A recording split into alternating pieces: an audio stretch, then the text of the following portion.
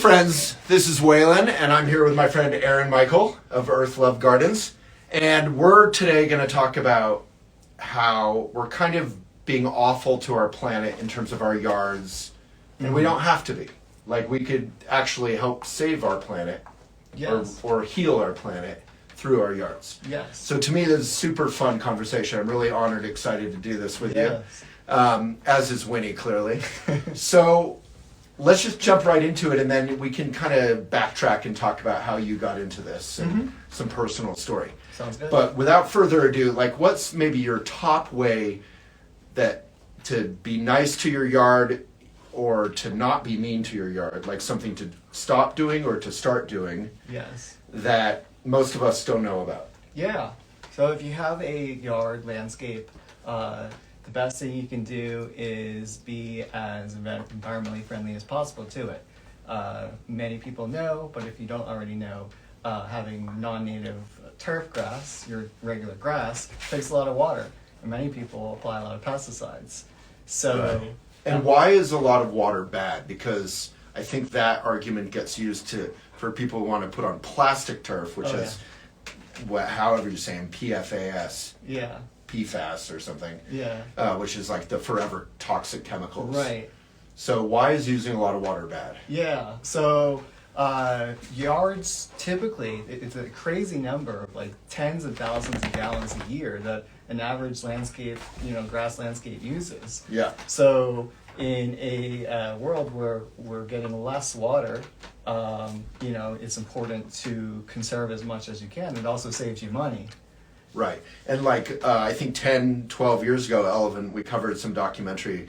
I interviewed some gentleman who made a documentary about the Colorado River, which for the first time in 16 million years, I think was the number, some crazy number like that, wasn't running to the ocean because we're drawing so much water out of it. Yeah. Hope you don't mind the dog. I He makes for good viewing. Yes. For It's those very bored by interesting. us visually, he's keeping it interesting. So, using less water, but at the same time using less toxic chemicals. Oh yeah. Artificial turf is, terrible. If you want to be environmentally friendly. Right. Yes, it uses less water, but these are petroleum-based products that you're putting on the soil and essentially killing the soil when we want to be doing things that are benefiting the earth as much as possible. And that's a radical thing you're saying right now, because right now at schools nationwide, it's like a trend to take out the turf and put in this huge plastic, like, you're just suffocating the land. Yeah. And then it falls apart and you have to replace it. And Right. I'm like, in manufacture and transportation of that, must be using a lot of water. Oh yeah. And then, as you said, it's petroleum, it's toxic Right. chemicals. And it's, dogs pee on it, and it smells. Right, that's not great.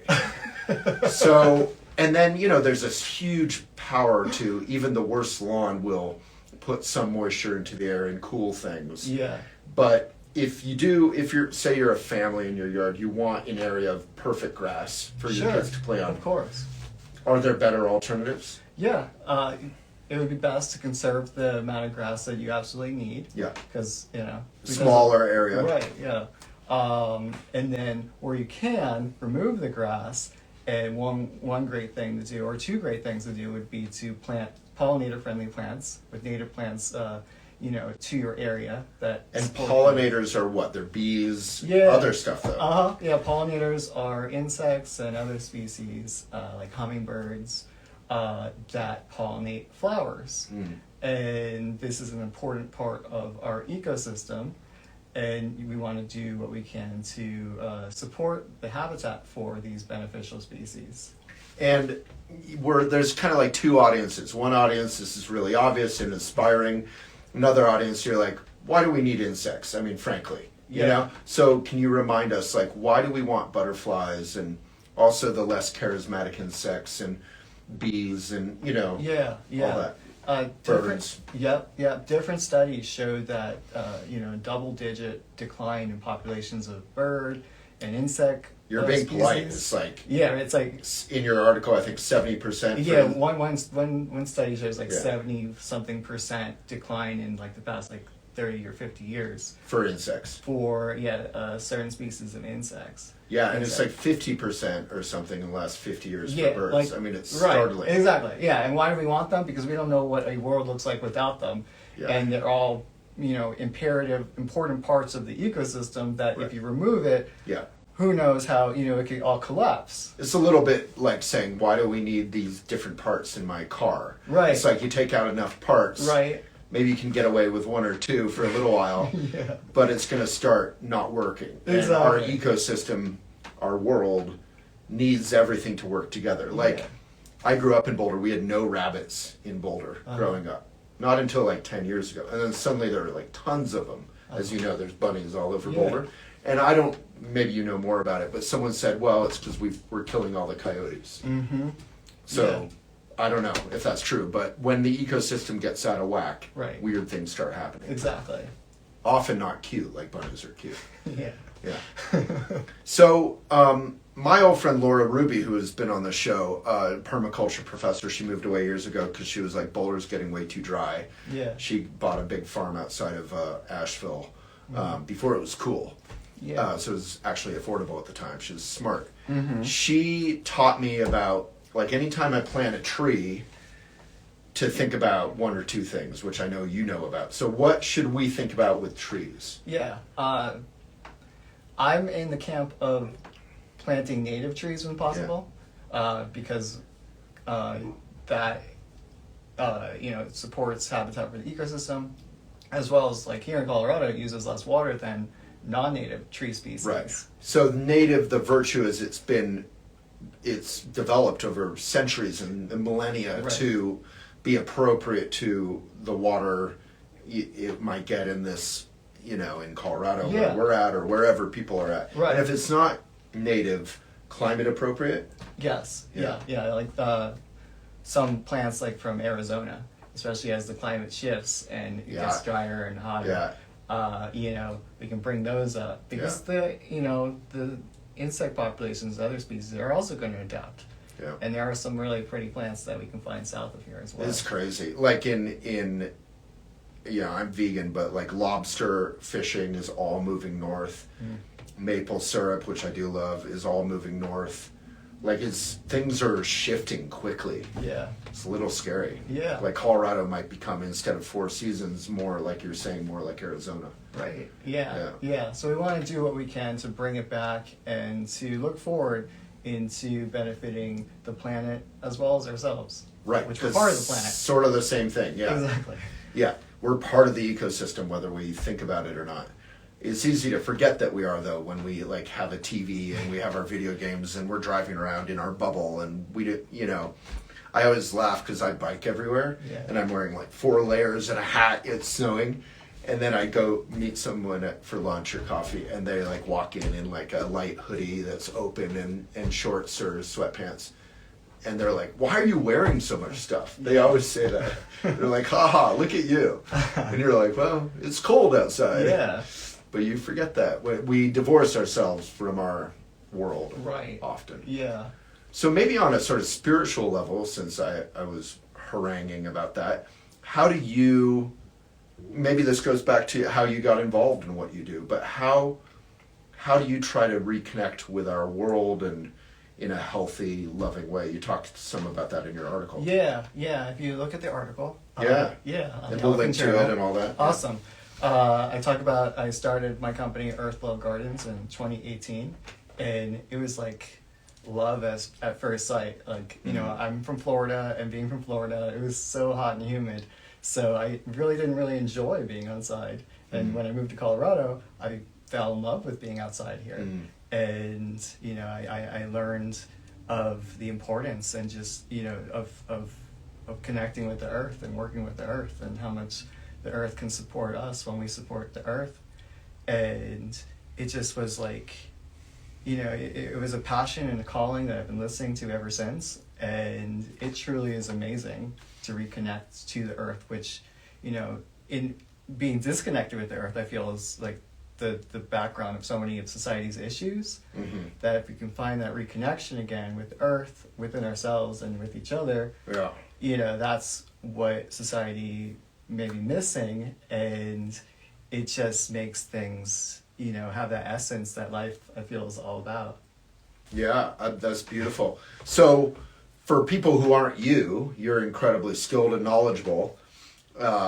what's a way that I or anyone can reconnect with our earth, maybe through our yard or through our composting or something that we can actually do where you get that kind of spiritual reconnection? Yeah, yeah. I mean, even if you don't have a yard, things like as simple as like grounding, earthing, taking off your shoes, putting your bare feet on the ground, and reconnecting with that, because we evolved as humans for millennia, barefoot on the earth. And it wasn't until the 21st century that people had shoes that, cut them off from, the ground. And if and whether or not you have a yard, do these things, work outside in the garden. And that can include with pollinators and edible gardens, work with the soil. A CU researcher found that working with soil releases serotonin, that makes you happy. So it's part of our biology to be working with the earth. Yeah. And to not is not conducive to our health. Yeah. And if you don't have a yard, something as simple as like a window box, with some plants. I have a window box in my room, and with a blanket flower, which is a native Colorado plant, one of my favorites. And it's like a pollinator magnet. It was visited by a hummingbird and bumblebees. It's just one flower. How cool! It's really sweet. So you have it open, like when it's warm, and they will come in? Well, Is that what you mean? It was outside. Oh, outside window box. Yeah, Got it. but up to the window. Got it. Yeah. Oh, that's so nice. Yeah.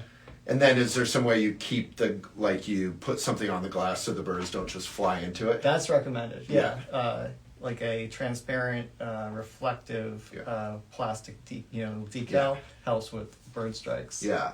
I have crystals and like little stained glass stuff all over all my windows, and I even put string outside because sometimes they don't see through the reflection to the thing. Yeah. So that's a nice thing to do. I moved my I feed birds, when it's cold, and I moved my bird feeders farther away from the windows. Yeah. So they're like, I have a hot tub, so they're by the hot tub instead of the windows, because once every couple months one would still fly into the window, and it's heartbreaking. I know. Yeah. Yeah. Which is a positive or a negative way of saying a positive thing, which is when you get involved with nature and our yards and earth, you start caring. Right. So a lot of my friends are sort of nihilistic about the world. They're like, climate change, everything's going to go to hell, the earth will be fine. Yeah. I'm always like, the earth won't be fine. Like, millions and millions and billions of beings are dying and suffering because of climate change. And, we can care about them. Yes. Not just us. Exactly. And when we care about them, we care about us. Yeah, that's well said. So what about composting? Because I think that's really easy to do a sort of mediocre job of it. Mm-hmm. But do you have any tips around that? Yeah.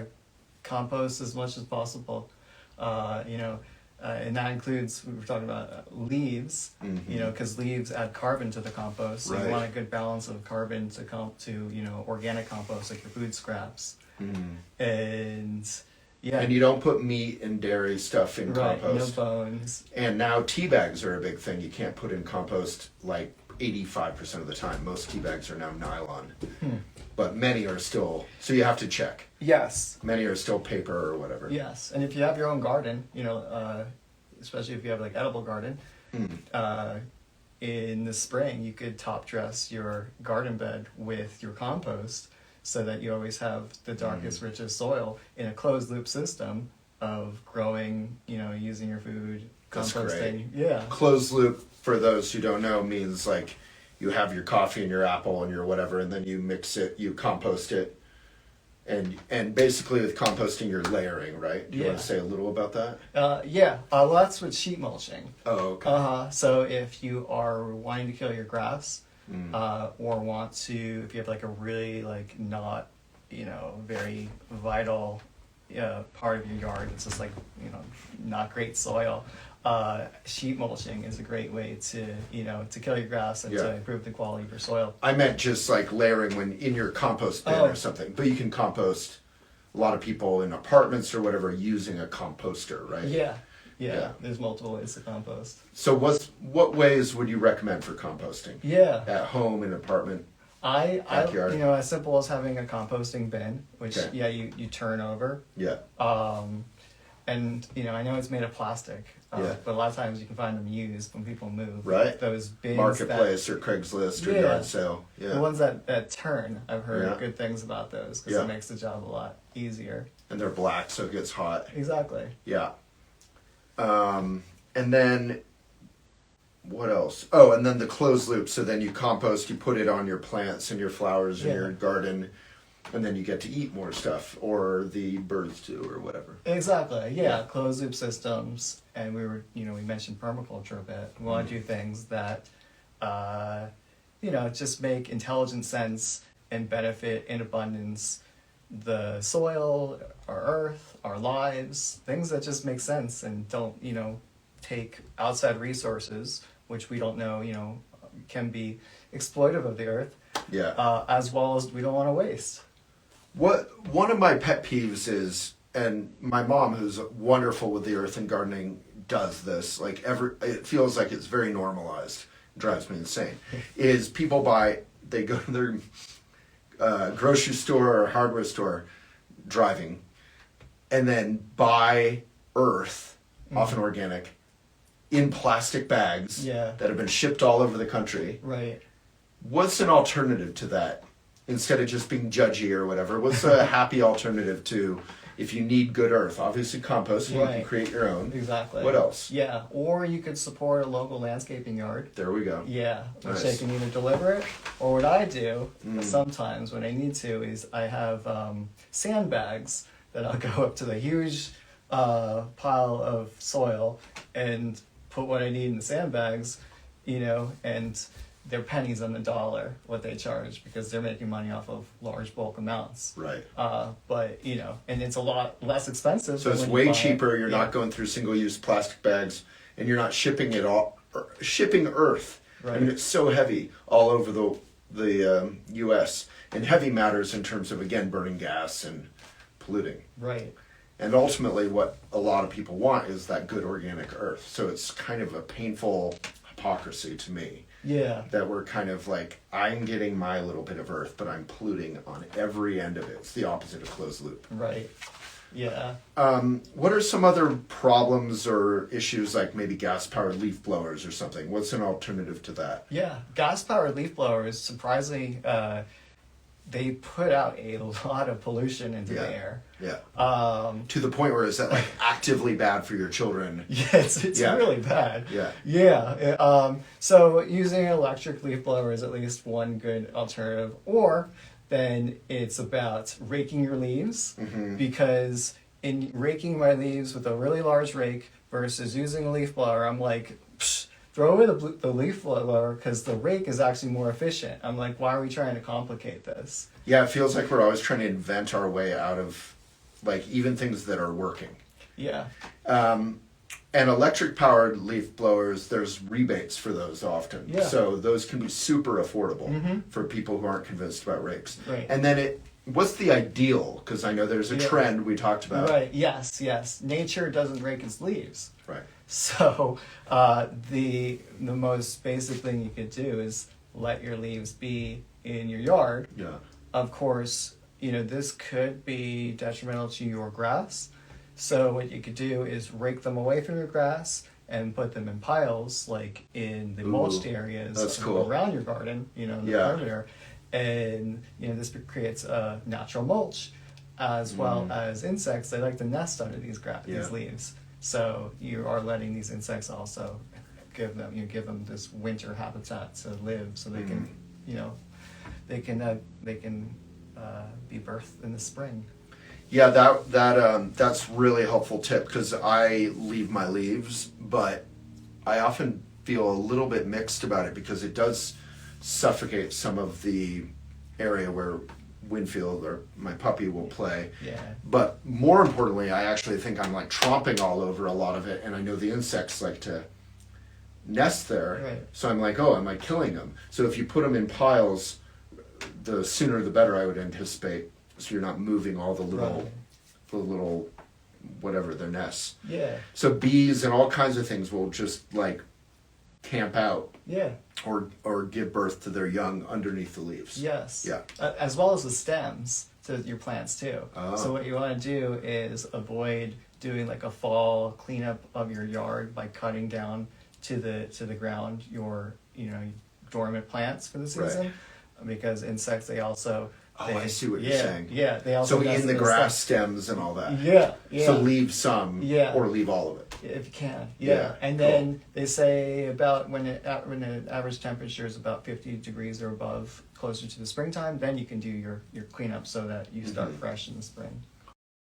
Thanks for listening. Hope you're getting a lot out of it. The full conversation is on our indie platform that supports and continues our work, elephantjournal.com/videos. You can subscribe, listen, watch, and participate there. And when you do so, you'll keep these mindful videos and podcasts going. elephantjournal.com/videos. May it be of benefit.